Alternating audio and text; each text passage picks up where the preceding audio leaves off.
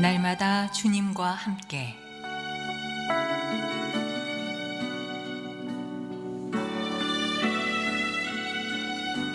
오늘 말씀에 강북-제1교회 황형택 목사입니다.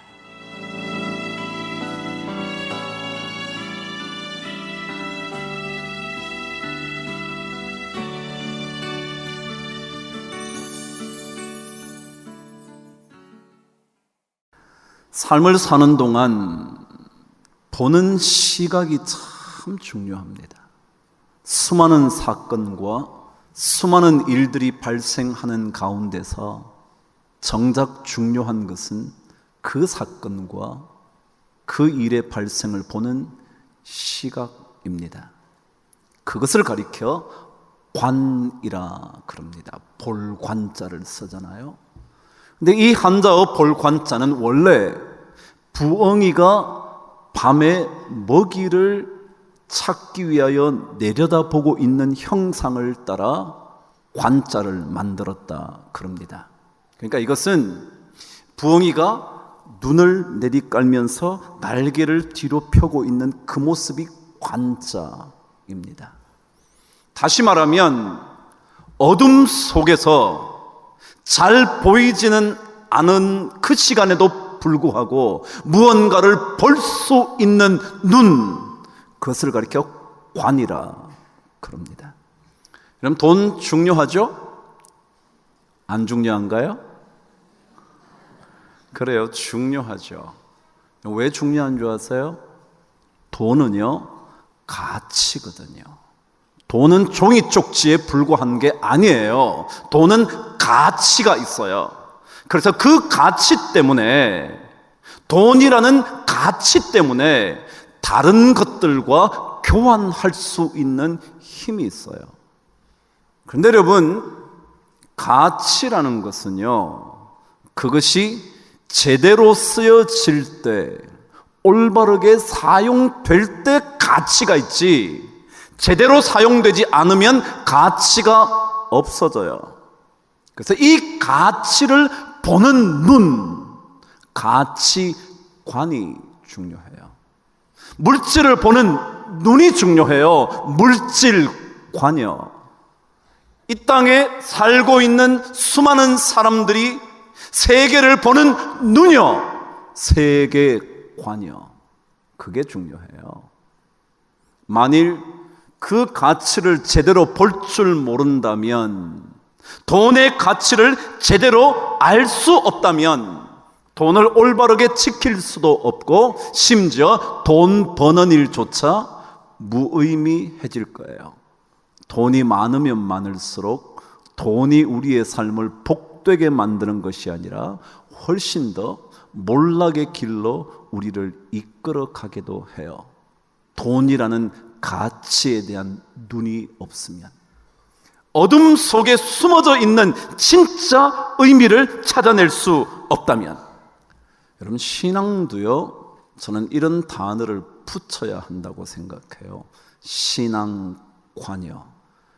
여러분과 제가 가지고 있는 이 신앙이 도대체 어떤 것을 볼 수 있는지, 보이지 않는 세상의 중요한 것들을 볼 수 있는 눈이 있는지, 신앙으로, 그것이 신앙관이에요. 사실 그리스도인의 삶을 관통하고 있는 한 핵심이 있다면 그것은 신앙이에요. 그렇잖아요. 예수 믿는 사람은 직장, 교회, 가정, 이게 얼마나 엄청난 중요한 축인지 몰라요. 일을 하면서도 그 속에서 우리는 하나님을 생각해요. 돈을 벌어도 예수 그리스도를 묵상해요. 가정 삶을 살면서도 하나님을 생각하죠. 신앙인이라면 신앙을 떼어놓고 삶을 생각할 수가 없어요. 그러니까 그리스도인의 삶을 관통하는 게 하나 있다면 그것은 신앙일 거예요. 그렇다면 이 신앙에 대해서도 올바른 눈이 필요할 거예요. 오늘 이야기는 사르밧 과부의 마지막 이야기입니다. 사르밧 과부에게 위기가 찾아왔죠. 근데 여러분 곰곰이 생각해 보시죠. 사르밧 과부만의 위기가 아니라 우리 모든 사람에게 위기가 찾아오죠. 언제이든 어느 때이든 찾아올 수 있는 것이 위기죠. 피하고 싶지만 피할 수 없는 위기가 우리 삶에 다가오죠. 그런데 저는 말씀을 읽으면서 피할 수는 없지만 극복할 수는 있다는 생각이 들어요. 어느 누구에게든지 찾아올 수 있는 이 위기를 우리가 피할 수는 없지만 그러나 뛰어넘을 수는 있다고 말씀을 통해서 확인하게 돼요. 위기를 어떻게 뛰어넘을까요? 피할 수는 없지만 여러분은 어떻게 뛰어넘을 수 있을 것 같으세요? 길이 있을까요? 성경은 있다고 말해요. 사르밧 과부에게 위기가 찾아왔어요. 아니, 그 위기는 절대절명의 위기예요. 자기의 유일한 미래의 보장인 아들이 생명을 잃어요. 아들의 죽음 정도가 문제가 아니라 이 아들로 인하여 자기의 미래를 맡겨놓았던 그 삶이 송두리째 무너질 수밖에 없는 시간이 찾아온 거예요. 이 위기를 엘리야는 어떻게 뛰어넘는가를 보려고 해요. 위기가 닥치자 이 사람은 여인은 엘리야에게 막 불평과 두려움을 열어놓습니다. 이럴 수 있냐고, 당신 왜 왔냐고, 내 죄 때문에 이런 결과가 있다는 것을 알려주기 위해서 우리에게 왔냐고. 근데 그때 엘리야는 이 여인에게 한마디도 대꾸하지 않은 채 식어버린 그 아들의 생명을 받아 안고 다락으로 올라가서 하나님께 부르짖습니다. 자, 첫 번째요. 그리스도인들이 위기를 뛰어넘으려면 첫 번째, 위기에 대하여 두려워하지 말아야 한다는 겁니다. 사르밧 여인은 계속 두려워합니다. 어찌해야 될까? 내 미래가 무너지고 있는데 어떻게 하면 좋을까? 그런데 엘리야는 아무런 대꾸가 없습니다. 여러분, 구약 성경과 신약 성경을 관통하는 중요한 주제 하나가 있다면 그것은 두려움이 없는 겁니다. 하나님이 계속해서 말합니다. 두려워하지 말라, 놀라지 말라, 내가 너와 함께 함이니라. 주님도 계속 말합니다. 어찌하여 두려워하느냐, 믿음이 적은 자들아. 계속 두려움 없는 거예요. 왜요? 두려움을 가지면 그 순간 두려움에 의하여 우리는 매몰되고 삼켜져 버리기 때문에 그렇습니다. 위기를 두려워하지 말아야 하는 이유는 위기가 두려움이 되기 시작하면 점점 더 그것이 우리에게 강력하게 찾아와서 우리는 아무것도 못합니다. 왜요?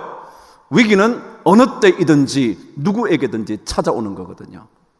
그래서 우리는 위기를 만날 때 일단 하나님의 그 말씀을 기억하고 두려워하지 않아야 합니다. 엘리야는 죽은 몸을 받고도 두려워함이 없이 안고 자신이 거처하는 방으로 올라가 하나님께 부르짖습니다. 우리는 갈 곳이 있습니다. 하나님께 갈 수 있습니다. 계속해서 반복하는 것처럼 그리스도인들의 위기는 하나님을 만날 수 있는 기회입니다. 하나님을 찾을 수 있는 멋진 순간입니다. 위기가 아니면 하나님 찾지 않을 가능성이 더 많은 우리들에게 위기는 하나님을 만날 수 있는 기회입니다. 그 기회가 새로운 길을 열어주기 때문에 우리는 두려워하지 말아야 합니다. 중식계, 중국 음식에 대부한 사람이 우리나라에 있다네요. 그 사람을 모르면 중식업을 하는 사람들은 간첩이라 그런답니다. 그 사람의 이름이 왕광열 집사님의 형님인가 봐요. 왕육성이라고.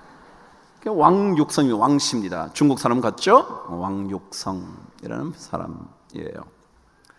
그 사람의 얘기예요. 그 사람을 찾아갔던 기자의 기록에는 이렇게 되어 있습니다. 중국 음식 요리계의 대부인 왕육성을 찾아 만났을 때 그의 옆엔 요리 인생과 함께 해온 크고 작은 칼 17이 가지런히 올려져 있었다. 얘기를 나누다 보니까 중국 요리의 정점에는 칼이 있다는 겁니다. 칼. 여러분 중국 식당에 칼 보신 적 있으신가요? 넓적하게 생긴 커다란 거 이런 거예요. 한 대 치면 그냥 날아갈 것 같은 그 칼 보셨죠, 그죠? 그 칼이요. 그래서 이 중식 요리는 중식 요리의 대가가 되려면 이 칼을 잘 다루는 기술이 있어야 좋은 요리사가 된다는 겁니다. 그래서 아무에게나 칼을 다루게 하지 않는답니다. 적어도 칼을 다루려면 적어도 부주방장까지 올라오지 않는 한은 칼을 못 만지게 한대요. 그만큼 중국 요리에는 칼이 중요하답니다. 그래서 중국 식당에 세 축이 있는데 하나는 칼판, 칼로 되어 있는 칼판, 두 번째는 면을 뽑아내는 면판, 그리고 음식을 볶고 지지고 요리할 수 있는 불판, 이 세 가지가 중요한데 그 중에 가장 중요한 것은 칼판이라는 것입니다. 그런데 이번에 얘기입니다. 칼질에 능숙해지려면 칼을 두려워하지 말아야 합니다. 너무 쉬운 얘기인가요? 이렇게 엄청난 칼이요, 무거운 칼이요. 근데 이 칼질에 능숙해지려면 칼을 무서워하지 않아야 한다는 겁니다. 신앙인도 마찬가지입니다. 신앙인이 위기를 뛰어넘으려면 위기를 두려워하지 말아야 합니다. 근데 그 사람 말이 그 다음이에요. 칼을 무서워하지 않으려면 칼에 많이 베어 보아야 합니다. 제가 또요, 여러분과 제가 위기를 자꾸 경험하는 이유는요, 위기를 뛰어넘을 수 있는 힘을 얻기 위한 겁니다. 칼을 무서워하지 않으려면 칼에 자주 베어야 된다죠. 위기가 두려워지지 않으려면 위기에 자꾸 맞닥뜨려 봐야 합니다. 그리고 그때 위기를 벗어날 길이 있다는 것을 믿어야 한다는 겁니다. 그래서 이 사람의 얘기입니다. 자기는 검지를 베면 중지를, 중지를 다치면 약지를, 약지까지 다치면 새끼손가락까지 사용했습니다. 만약 새끼손가락까지 다친 적도 있는데 그때는 손톱으로 칼날을 고정하며 칼질을 했습니다. 그 다음 이야기였습니다. 칼을 무서워할수록 칼은 더욱 나를 뵙니다. 칼을 무서워하면요, 칼이 저를 더 벤다는 거예요. 그럼 위기가 두려워지면요, 위기가 점점 더 내 삶을 무너뜨리는 거예요. 이길 수도 있는데, 넘을 수도 있는데, 위기를 두려워하는 순간 위기가 우리를 완전히 무너뜨려 버린다는 것입니다. 그래서 위기를 두려워하기보다 오히려 위기 속에 길이 있다는 사실을 기억하면서 그 위기를 넘어서야 합니다. 그런데 오늘 성경은요, 우리가 이 하나님께 찾아갈 때, 이 하나님께 부르짖을 때, 어둠 속에 길이 있는 줄 알고 하나님을 찾을 때 꼭 필요한 게 있대요. 그게 19절 말씀이에요. 저와 함께 읽겠습니다. 시작. 엘리야가 그에게 그의 아들을 달라 하여 그를 그 여인의 품에서 받아 안고 자기가 거처하는 다락에 올라가서 자기 침상에 누이고 여호와께 부르짖었대요. 저 혼자 그런 생각을 해요. 엘리야가 죽은 아이를 품에 안고 있는 그 사르밧 과부와 함께 막 기도할 수도 있었을 텐데 왜 그 아이를 받아 안고 자기가 거처하는 다락에 올라가서 기도했을까? 그 여인에게 당신 이 아들을 위해서 기도해야 된다고 라고 말하면서 기도해도 될 텐데 왜 그 아들을, 죽어버린 아들을, 식어버린 시신을 들고 자기 다락으로 올라갔을까? 저 혼자 그 생각이에요. 그래, 하나님을 찾을 때는 하나님밖에 없어야지, 그 생각이었어요. 다락에 올라가니까 죽은 아들, 그리고 엘리야 자신, 그리고는 그 안에 계실 하나님 외에는 아무것도 없는 거예요. 어느 누구도 없는 거예요. 여러분, 그래요. 신앙인들은 위기를 만날 때 하나님께만 매달려야 돼요. 하나님께만요. 말하자면 하나님과만 승부하겠다고 결정해야 돼요. 하나님과만. 여러분, 주님도요, 기도할 때 어디 가서 기도하래요? 골방에 가래죠. 골방에 가서 문을 닫고 기도해요. 아무도 없는 데서, 자기와 누구만 있는 데서, 하나님만 있는 데서 하나님과 승부를 걸어야 돼요. 여러분과 제가 잘 아는 일본말 한마디 할까요? 하나님과만 쇼부를 봐야 돼. 쇼부를요, 하나님과만 봐야 돼. 근데 우리는 하나님을 믿고 있으면서도 다른 믿는 가능성이 많잖아요. 근데 성경은 그렇게 말하는 거예요. 이 여인, 그래요, 같이 기도하자고, 아니 사람을 불러라고 기도하자고 그래도 되잖아요. 그런데 아니요, 죽은 시신, 그리고 자신, 그리고 하나님 외에는 아무도 없는 그 공간에서 기도하잖아요. 저는 그게, 그래, 우리가 하나님께 기도하려면 하나님께만 해야지, 하나님께 기도하면서 다른 것도 계속 찾는 거예요. 이것도 찝쩍거리고 저것도 찝쩍거리고 계속 찝쩍거려 보는 거예요. 어쩌다가 하나라도 걸리면 살지. 아니요, 하나님과만 승부를 해야 되는 겁니다. 하나님이 안 된다 그러면 안 되는 거죠. 하나님이 가라 그러면 가는 거지 뭐. 그 마음이요, 그 마음. 그런 믿음이 우리에게 필요하다, 그 얘기죠. 우리가 이런 찬양 불러보잖아요.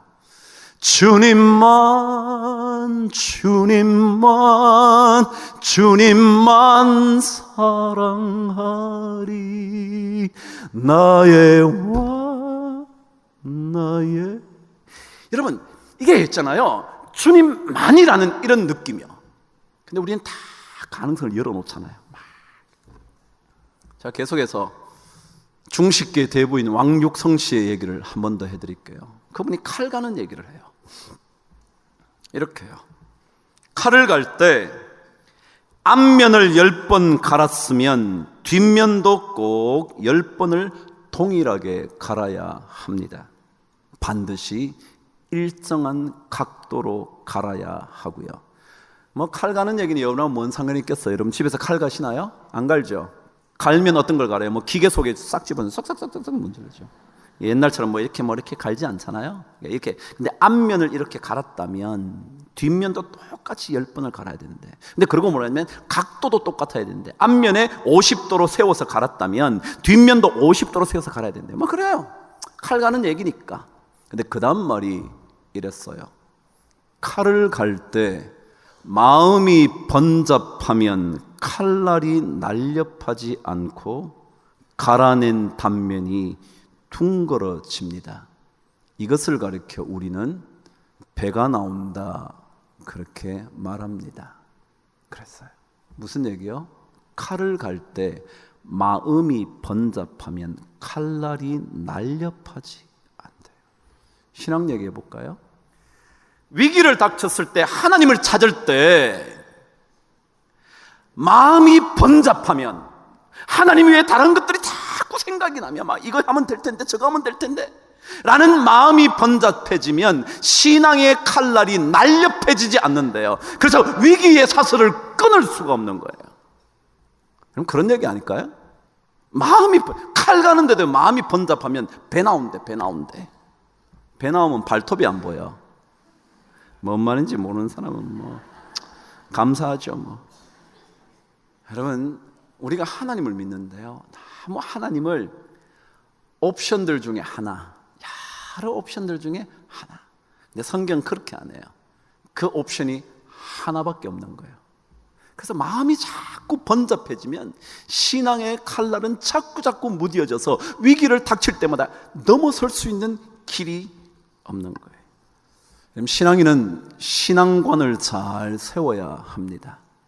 마지막 왕육성 씨의 얘기를 들려드리고 제가 말씀을 마감하는 쪽으로 가볼게요. 이분이 우리 중식업계의 이런 과정을 거쳐올 때 자기가 늘 기억하고 있는 말이 있답니다. 중국 사람이라고 중국 한자어를 적어줬죠. 공욕선기사. 공이라는 것은 공인들, 공인이라는 게 뭐냐면 장인들 말이야. 뭐를 공사하는 혹은 일을 하는 사람이 공욕하고자 한다면 선기사, 선, 착하다, 좋다, 기, 극이, 사는 일사, 그 일을 선하게 잘 하려고 한다면 필선 이기기라. 그래서 필선, 필 반드시, 선 먼저, 이 날카올 이자, 예리하다 그럴 때 리자요. 네 기기, 그 도구, 그릇, 그 그릇을, 그 기기를 날카롭게 만들어야 한다. 뭔가를 잘하고 싶다면 도구를 먼저 날카롭게 만들어야 한다. 그런데 날카롭게 만드는 비결은 마음이 번잡해지지 않아야 한다. 그 얘기거든요.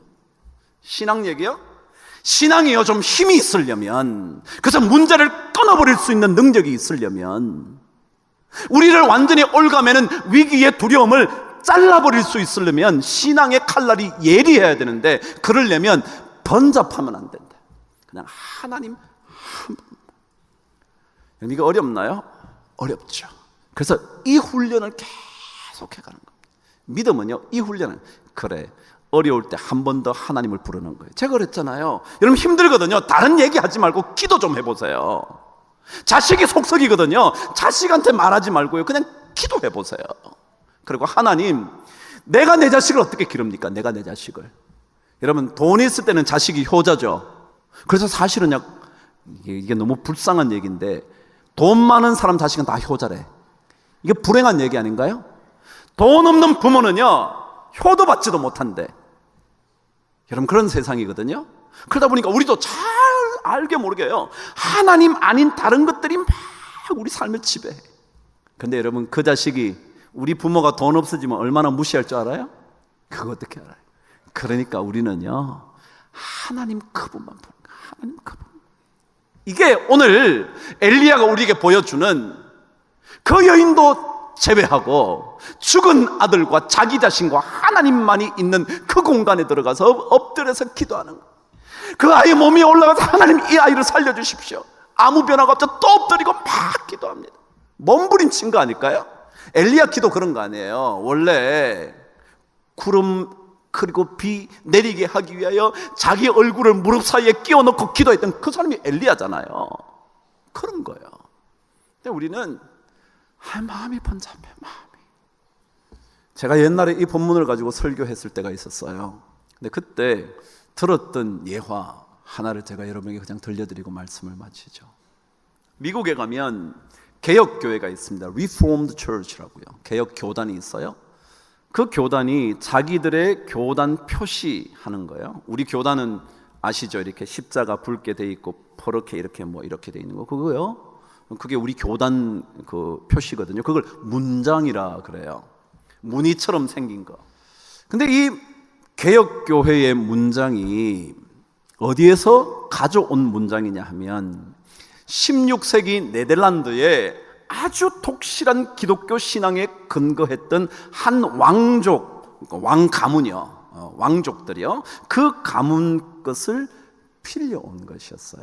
그래서 1891년도에 그 가문의 문장을 가져와서 개혁교회 자신들의 문장으로 만들었답니다. 근데 그 문장에는 이렇게 그림도 있고 글씨도 있는데 두 글이 있답니다. 위에 하나, 아래에 하나. 위에 뭐라고 되어 있냐면 라틴어로 되어 있습니다. 아래는 네덜란드어로 되어 있답니다. 위에는 뭐라고 되어 있냐면, 제가 잘못하는 라틴어를 그대로 써볼 테니까 그냥 한번 들어보시죠. Nisi Dominus Frustra. 그 뜻이 뭐냐면 Nisi Dominus, 하나님이 없이는, Frustra, 아무것도 아니고 헛거다. 개혁교단이 그들이 뭘 고백했냐면, 네덜란드 기독교 신앙의 가문을, 그들의 고백을 가져왔는데 뭐냐면, 하나님이 없으면 아무것도 아니야, 헛거야, 헛된 거야, 그런 고백을 했대요. 여러분, 예수 믿는 사람들은 돈이 있어도 하나님이 없으면 헛겁니다. 자식 잘 돼도요, 그 자식에게 하나님이 없으면 헛겁니다. 그래서 이걸 자식에게 계속 강조해야 돼. 너 하나님 없으면 너 인생 헛거야. Nisi Dominus frustra. 하나님이 없다면 모든 게 없거든. 여러분, 엘리야가 위기를 극복하는 신앙 마지막 이야기를 우리에게 이렇게 들려주는 것 같아요. 하나님 없으면 안 된다. 그래서 다른 것은 없어도 괜찮은데 다락에 죽은 몸, 자신, 그리고 하나님. 김남조 시인이 그렇게 말했다네요. 믿는 그 이상으로 더 믿으십시오. 여러분, 우리 다 믿고 살잖아요. 근데 더 믿자고요. 정말 더 열심히 하나님 한 분 외에는 길이 없음을 생각하고 하나님께 매달리면 하나님이 어둠 속의 불을, 죽음 속의 생명을 열어주실 줄 믿습니다. 그 복이 우리 모든 성도들에게 넘치기를 주의 이름으로 축복합니다.